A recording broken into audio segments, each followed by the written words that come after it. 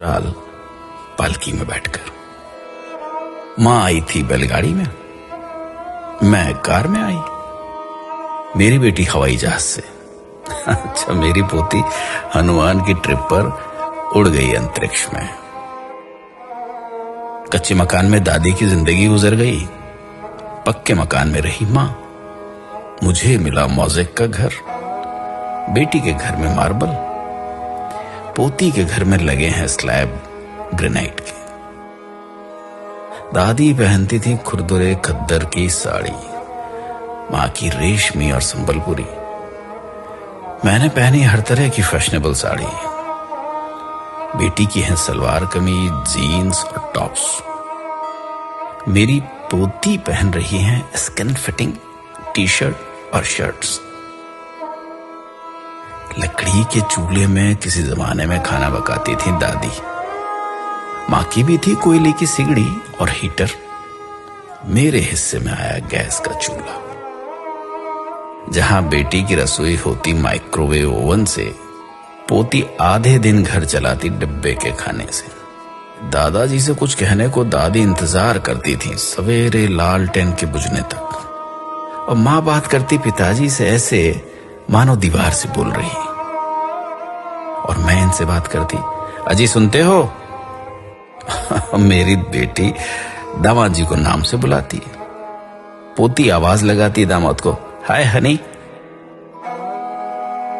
दादी बतियाती थी दादाजी से आधी बात सीने में दबाकर। मां बोलती पिताजी की हाँ में हाँ मिलाकर।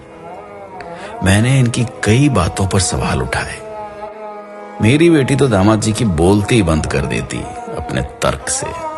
उधर बातों में पोती अपना अधिकार वसूलती दामाद से।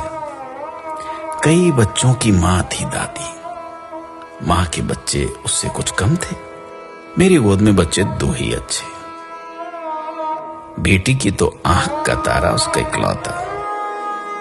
पोती मां बनने को ढूंढ रही है किराए की कोख। दादी मुंह धोती थी मुल्तानी मिट्टी से, मां सिलबट्टे से पिसी हुई हल्दी से। मैं साबुन से धोती, मेरी बेटी फेस वॉश से।